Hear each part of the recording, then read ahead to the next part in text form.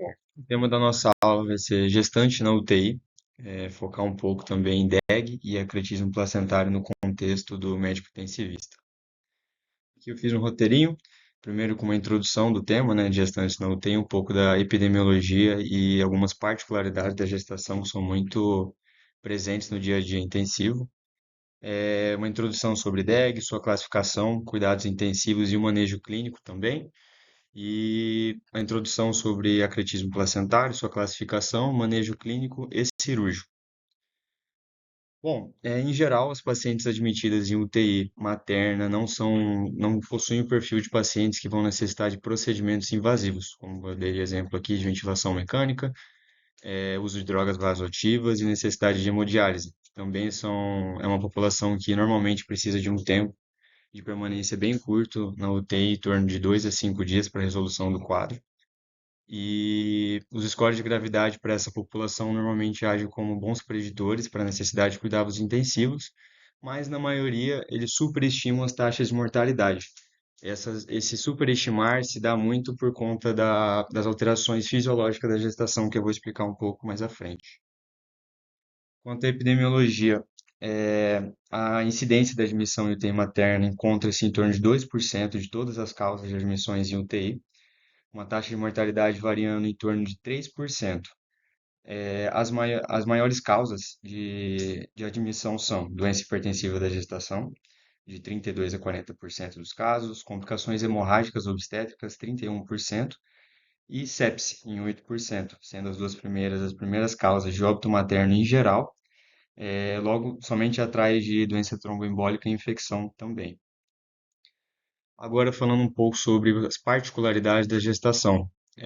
Trouxe aqui em alguns tópicos, né? No ventilatório, no respiratório, a gestante ela tem um edema de vias aéreas superiores, uma elevação do diafragma, uma alcalose respiratória basal, leve, não é uma alcalose respiratória grave, e também um aumento da taxa de consumo de oxigênio em relação ao paciente não gestante. Também possui um aumento da frequência cardíaca, um aumento do débito cardíaco, possui uma redução da resistência vascular periférica, principalmente no início da gestação, que ao longo da gestação tende a normalizar-se, e também possui uma diferença no tamanho e posição do coração, por conta desse aumento do débito cardíaco e também por conta da posição uterina, que empurra o diafragma, que por consequência acaba deslocando um pouco o coração também. Algumas alterações gastrointestinais, como o deslocamento do estômago, também por conta do útero gravídico, aumento da secreção do suco gástrico, que vai causar um aumento do refluxo gastroesofágico e também uma, que eu acabei não colocando, uma lentificação do tempo de esvaziação gástrica. Aumento do fluxo renal também, com uma dilatação dos cálices renais, pelve e ureteres também. Algumas particularidades relacionadas ao feto, né, que na paciente gestante nós temos que levar em consideração que são dois pacientes, teoricamente, né? Alguns exames nós devemos evitar com potencial risco ao feto, como um exemplo muito comum dentro da UTI é o raio-x de tórax, por conta da radiação não é um exame que deve ser feito com tanta rotina. E hipoxemia também, obviamente, uma saturação abaixo de 95 é um preditor muito ruim de perfusão fetal. Do parâmetro infeccioso, a gestante é uma paciente imunossuprimida, apenas por estar pelo processo fisiológico da gestação mesmo, possui uma perda do tônus do esfíncter uretral, uma estase urinária e uma ingurgitação mamária também, que é muito predisponente a infecções de pele, por exemplo, na ingurgitação mamária. Estase urinária acarreta em muita infecção urinária também. É uma paciente com uma hipercoagulabilidade, uma plaquetopenia também. E do metabólico eu achei apenas a intolerância à glicose, que é o mais comum. Aqui eu coloquei uma tabelinha dos principais e a seguir vou entrar mais específico em alguns, como por exemplo no manejo ventilatório. A insuficiência respiratória aguda na paciente gestante é um quadro clínico raro, não acontece com tanta frequência, porém teve uma incidência aumentada principalmente durante e depois da pandemia do Covid. Algumas patologias específicas da gestação podem evoluir para tal quadro. Então, exemplos são como a pré-eclâmpsia, eclâmpsia, embolia do líquido amniótico e miocardiopatia periparto. Essas duas últimas são um pouco mais incomuns. E causas mais comuns que não são relacionadas à gestação variam um pouco, como pneumonia broncoaspirativa, próprio Covid, como eu citei anteriormente, influenza, edema agudo de pulmão, tromboembolismo pulmonar, entre outras. Como eu citei anteriormente, é comum a presença de uma alcalose respiratória leve, mas ela não possui repercussões clínicas importantes, e isso acontece devido ao aumento da demanda de oxigênio durante a gestação e também ao aumento da frequência respiratória durante esse período.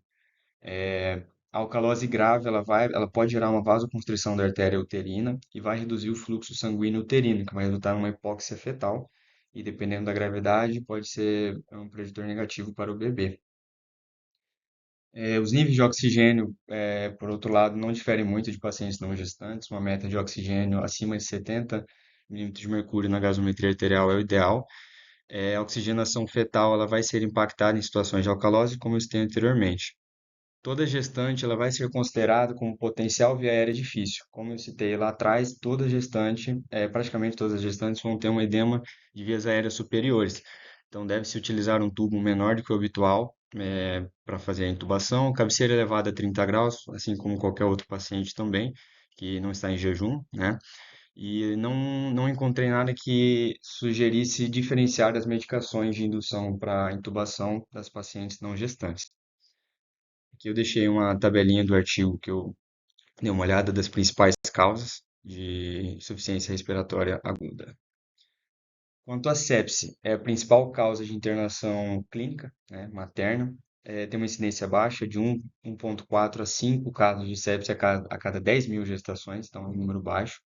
Os principais focos infecciosos são infecção do sítio cirúrgico, ou uma infecção intrauterina, infecção de trato urinário e infecção de foco respiratório. Os principais agentes etiológicos é Escherichia coli, alguns germes de pele, como Staphylococcus e Streptococcus, e também infecções multimicrobianas, que incluem muito anaeróbios. O diagnóstico clínico da paciente gestante, ela sofre algumas alterações por conta da fisiologia própria da gestação. Por exemplo, ela já é uma paciente que tende a ter uma taquipneia, né? Já fisiológica, não quer dizer que ela está descompensando, propriamente dito. Uma taquicardia também. Pode ser uma paciente mais suscetível à hipotensão, então não necessariamente isso indica uma instabilidade clínica, mas sim, às vezes, apenas fisiologicamente falando, está tudo bem, tudo normal. E aqui eu coloquei alguns exemplos só de antibióticos que são seguros para usar durante a gestação. Penicilinas, cefalosporinas, aminoglicosídeos, macrolídeos, metronidazol. Metronidazol tem um porém que é após o primeiro trimestre, antes disso ele tem um efeito teratogênico importante. Carbapenêmicos e o ciclovir inibidores da neuraminidase, como o oseltamivir. No contexto de ressuscitação cardiopulmonar, não há alteração importante no fluxograma, exceto em alguns pequenos detalhes. Por exemplo, tem que ser feito um deslocamento do útero para a esquerda, com a intenção de descomprimir a veia cavo durante a massagem cardíaca, que melhora o retorno venoso.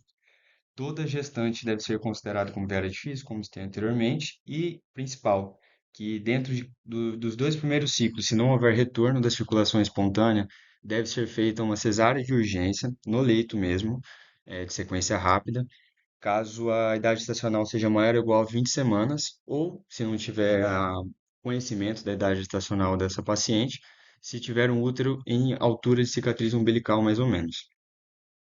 Aqui eu deixei o fluxograma do próprio site da American Heart Association de 2020. Entrando mais especificamente nas patologias, começar com as doenças hipertensivas específicas da gestação. Ela é caracterizada como uma manifestação da hipertensão arterial após a 20ª semana de gestação em pacientes previamente normotensas. Define-se hipertensão arterial com uma PA acima de 140 por 90. Quanto à fisiopatologia dessas doenças, ela é caracterizada por uma falha na segunda onda de invasão trofoblástica intravascular, que vai acarretar numa resistência vascular alta da camada muscular média dessas arteríolas. E por isso acarretando na hipertensão, e lá na frente pode gerar hipofluxo para o bebê, entre outras complicações. Ela é classificada de três maneiras, as principais, como pré-eclâmpsia, eclâmpsia e síndrome HELP. A pré-eclâmpsia ela é caracterizada pela hipertensão após a 20ª semana de gestação, associada a proteinúria acima de 0,3 gramas em 24 horas ou disfunção de órgão-alvo. A eclâmpsia, os mesmos critérios que eu citei anteriormente da pré-eclâmpsia, porém, está associado também à ocorrência de convulsões sem nenhuma outra causa que possa explicar esse quadro clínico. E a síndrome HELP, que já é a complicação mais grave, né, que já tem a presença de hemólise, elevação de enzimas hepáticas e também uma plaquetopenia muito importante. Cuidados intensivos para esse tipo de paciente, uma monitorização completa com oximetria, monitorização cardíaca, monitorização da PA, não necessariamente invasiva, pode ser feita a pressão arterial não invasiva, e o neurocheck para ter certeza que essa paciente mantém um nível de consciência bom, que ela não está em iminência de eclâmpsia. Alguns exames laboratoriais de rotina da paciente DEG, como hemograma, EAS, urocultura, uma proteinúria de 24 horas, função renal, função hepática, enzimas hepáticas também e o DHL, tá? Tudo isso vendo a complicação maior que é a síndrome HELP, principalmente. No manejo clínico, o único tratamento definitivo para as pacientes DEGs é a interrupção do parto. Quando vai ser interrompido, é um tratamento, é uma decisão cirúrgica do obstetra. Quanto isso, enquanto não houver interrupção, deve ser realizado controle pressórico rigoroso, associado a uma prevenção de crise convulsiva. A meta pressórica é uma PA sistólica abaixo de 160 e uma PA diastólica abaixo de 100. Deve ser feita também uma avaliação especializada da gestante e da vitalidade fetal. Exame físico e alguns outros exames complementares, como a cardiotocografia e ultrassom com Doppler velocimetria.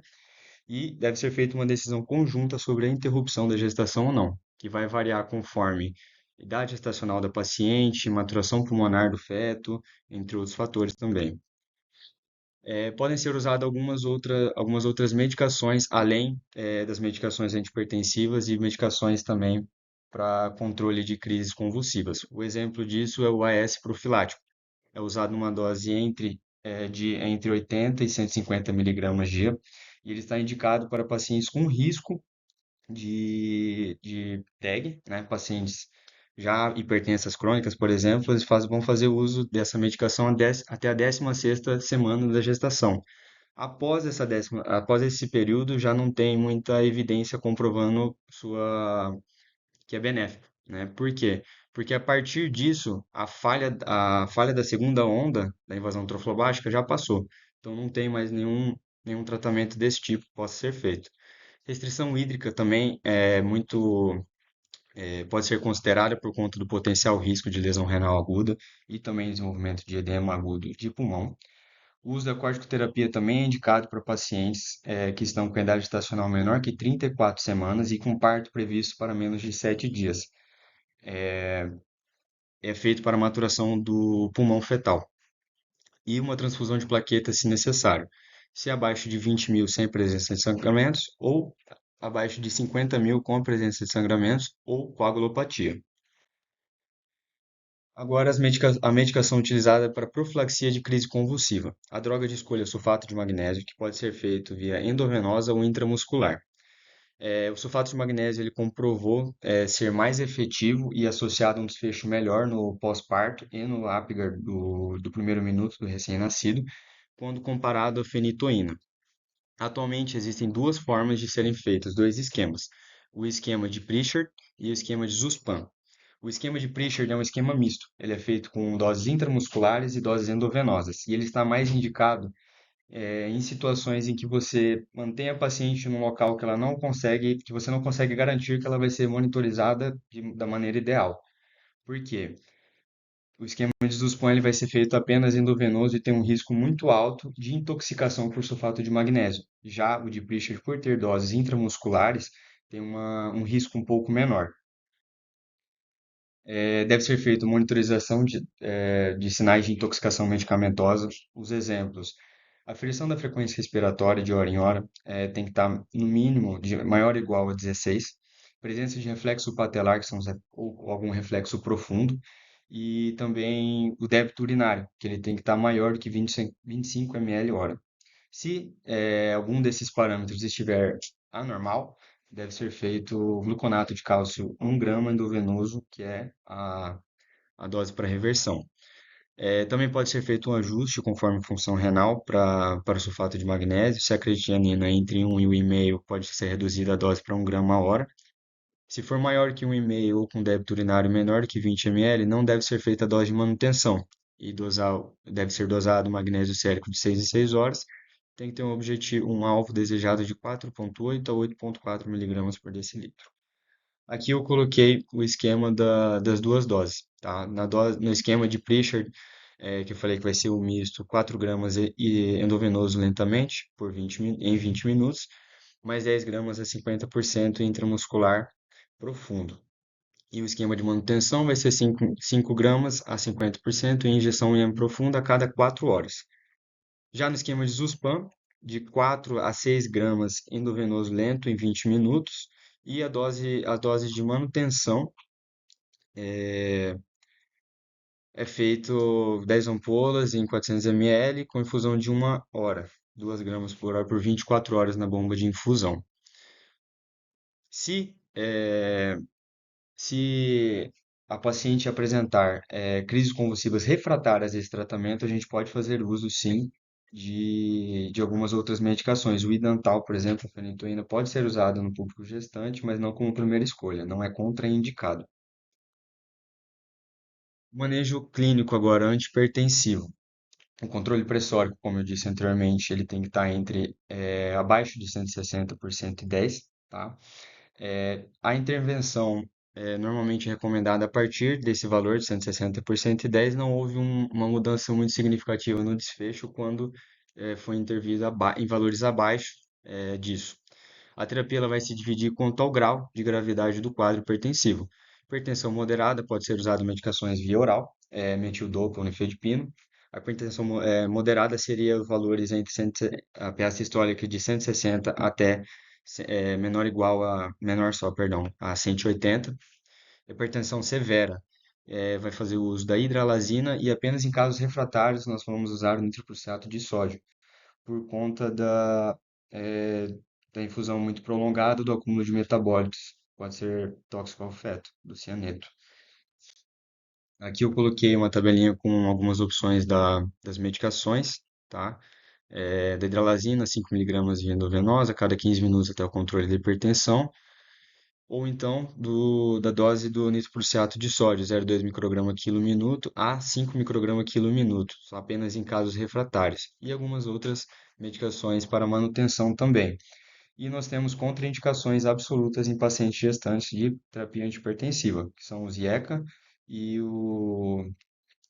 os inibidores da angiotensina também. Os antagonistas do receptor AT1 da angiotensina 2. E agora passando para o próximo tema, o acretismo placentário. É, a introdução dela. Trata-se de uma condição na qual ocorre uma invasão trofoblástica anormal da placenta. A placenta ela começa a invadir o miométrio. Fatores de risco para essa invasão: uma cesárea prévia, curetagem uterina, miomectomia, cirurgia esteroscópica, idade materna superior a 35 anos e multiparidade. O principal fator de risco é cicatriz prévia no útero, tá? Seja ela por cirurgia por cesárea, por alguma miomectomia, como se tem anteriormente. Essa associação está relacionada a um reparo inadequado, uma cicatrização inadequada do útero, por isso ocorre essa invasão. As principais complicações são choque hemorrágico, CIVD, decorrente também do choque hemorrágico, lesão vesical ou uretral, em casos principalmente de placenta percreta mais graves, que são a placenta percreta é a que extravasa o útero praticamente, ele toma totalmente o miométrio, e também óbito.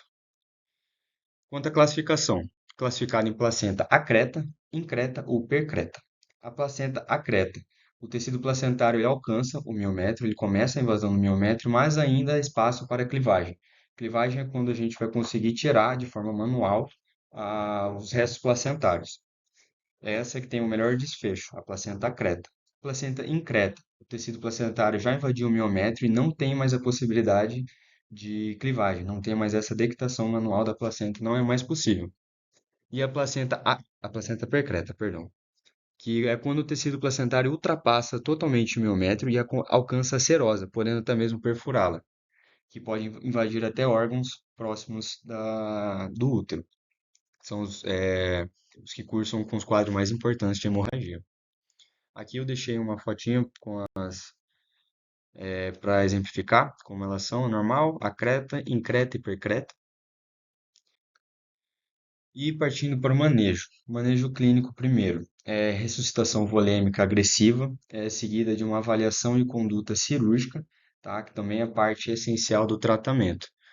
É, a ressuscitação volêmica e a hemotransfusão elas vão ser baseadas conforme necessidade. Nossa hemoglobina ela tem um alvo de 8 a 9. Abaixo de 7 já está indicada transfusão balanceada, hemácias, plasma e crio. Também podemos fazer uso de medicações uterotônicas como parte do tratamento ou como profilaxia pós-parto. A droga mais escolhida é a ocitocina. Não existe ainda um consenso em qual a melhor via de administração, seja ela endovenosa ou intramuscular, mas é um consenso que é muito mais utilizado ela via endovenosa, principalmente em pacientes pós-parto cesáreo. Além da ocitocina, podemos fazer uso do ácido tranexâmico, que também esteve associado a uma menor mortalidade. A ocitocina, eu acabei esquecendo de colocar aqui, mas a dose que é feita dela são 10 unidades intramuscular ou endovenosa, independe da via. A dose do ácido tranexâmico, 1 grama EV em 20 minutos, e se persistência do sangramento após 30 minutos dessa primeira dose, pode ser realizada uma nova dose de 1 grama. Manejo cirúrgico. Deve ser realizada uma revisão e avaliação da retenção placentária conforme a classificação que eu mostrei previamente, né?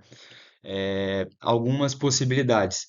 A utilização de um balão intrauterino é uma das possibilidades que pode reduzir a necessidade de alguma intervenção cirúrgica em até 50% dos casos. E em casos refratários que necessitam de abordagem cirúrgica, elas vão ser guiadas pela estabilidade do paciente. Se o paciente estiver instável, deve-se optar pela esterectomia total para a resolução do quadro.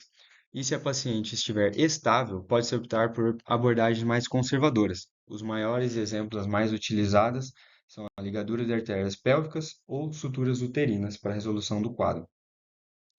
E aqui eu deixei um fluxograma do manejo de hemorragia pós-parto. Tá? Basicamente isso que eu comentei com vocês. Aqui também adiciona o misoprostol, junto à utilização do transamin e da ocitocina também, tá? E essas são as referências que eu utilizei.